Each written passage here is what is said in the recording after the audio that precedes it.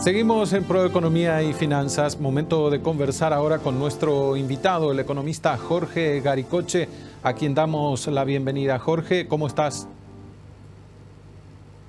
Hola Omar, un gusto compartir contigo y con toda la teleaudiencia del Canal Pro.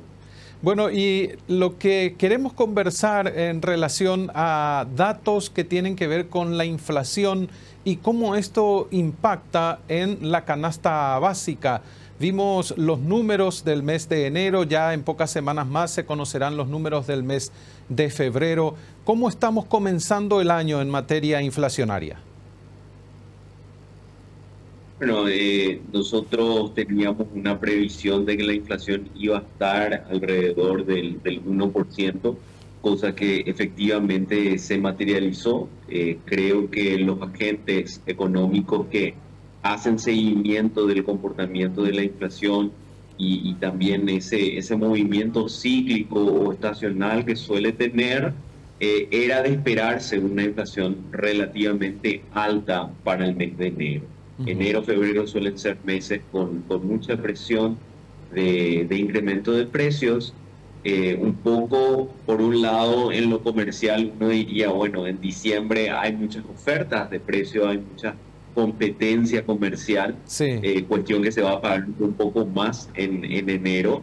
Y por otro lado, el turismo empuja mucho también al incremento de precios, ¿no? Los pasajes, tanto terrestres como aéreos, las agencias de viaje colocando aquellos remanentes de servicios turísticos que lo tenían todavía a un precio mucho mayor de lo que se cotizaba meses anteriores. Pero yendo un poco a lo que le afecta a mucha gente, también lo que suele pasar un poco en esta época es que por el calor, por la época en particular, el verano, muchos de nuestras frutas y vegetales tienen muchas complicaciones en la producción. Suele ser una época donde hay productos que suelen escasear, y a eso debe sumarse de que no solo fue el calor, sino que el calor y la sequía. Entonces esos elementos contribuyeron a que finalmente este año tengamos iniciemos el año con una inflación de 1%, el cual uno mira y en términos mensuales es un valor alto. Como digo, generalmente en enero solemos tener unos valores de los más altos en variación mensual. Nosotros estimábamos unos valores similares, por eso mencionaba de que creo es un valor que se esperaba. Quizás un poco la cuestión acá, respondiendo a la consulta que hacía Omar, es que cómo esto termina afectando a la canasta básica. Recordemos que la inflación no es necesariamente una canasta básica, pero sí uno puede desglosar los componentes que hacen a la inflación y verificar ahí principalmente dos elementos muy importantes para la población, que es la cuestión de alimentos y la cuestión de movilidad. Y en ambos hemos visto incrementos en los últimos tiempos que terminan afectando a eso que denominamos canasta básica, ¿verdad? Muchos incrementos en precios de alimentos. Mencionábamos de que justamente frutas y vegetales suele tener, por el comportamiento estacional, suele ser un mes con muchos incrementos. Hemos visto que algunos elementos que forman parte de nuestro plato del día a día tuvieron una variación muy importante. Por citar uno de ellos, el locote duplicó su precio comparado al mes anterior, entonces es un salto tremendamente importante. Y por otro lado también hemos visto algún incremento de lo que son ciertos combustibles. Entonces, combinado eso, es ahí donde existe una mayor presión por lo que es la canasta básica.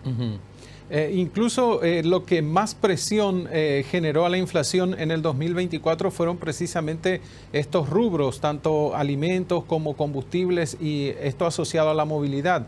Lo que se perfila que va a volver a ocurrir durante este 2025, si bien los especialistas como ustedes siempre dicen, no podemos hacer predicción en relación a lo que va a pasar, pero tienen una idea de lo que viene pasando, ¿verdad?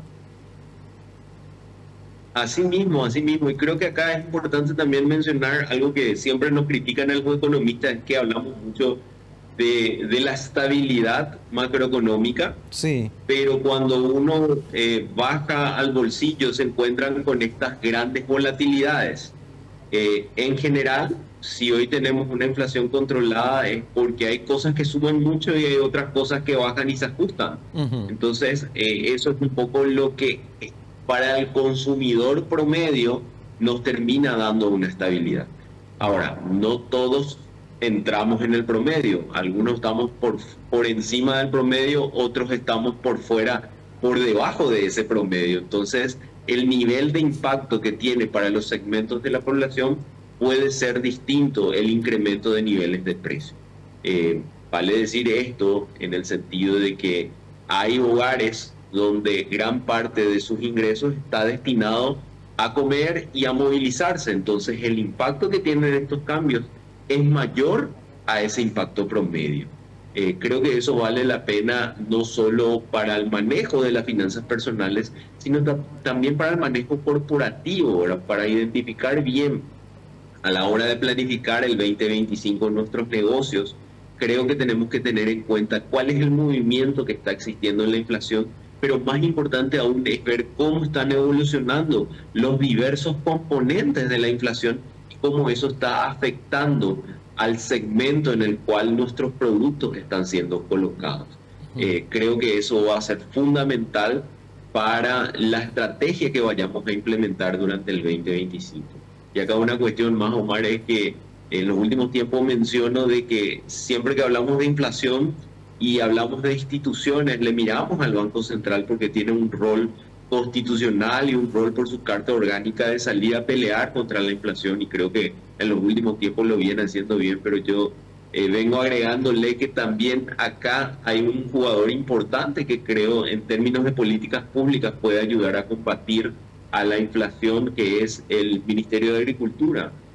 Tenemos grandes desafíos en lo que mencionaba de tratar de paliar esa gran estacionalidad que tenemos en ciertos tipos de alimentos, especialmente las frutas, vegetales, también ahora con lo que es la provisión de la proteína, mucha carne vacuna que se exporta, quedando un menor remanente para nuestro mercado local. Y creo que ahí hay oportunidades también para que la carne porcina, la carne aviar, la carne ovina vaya insertándose con más fuerza al mercado para tener también sustitutos y eso vaya nivelando un poco más el precio. Seguir insistiendo quizás en medidas que sean más resilientes al clima en términos productivos.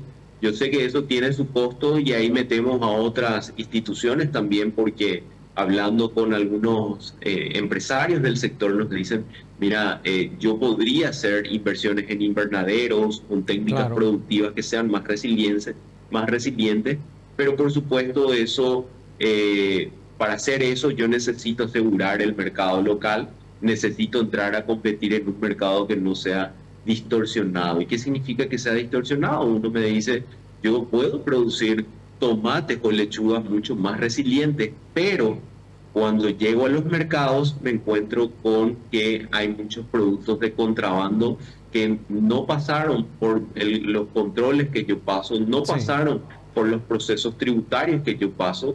Entonces eso genera una distorsión importante a la hora y afecta a la hora de la toma de decisiones, que es justamente también de lo que vamos a estar hablando, de las inversiones.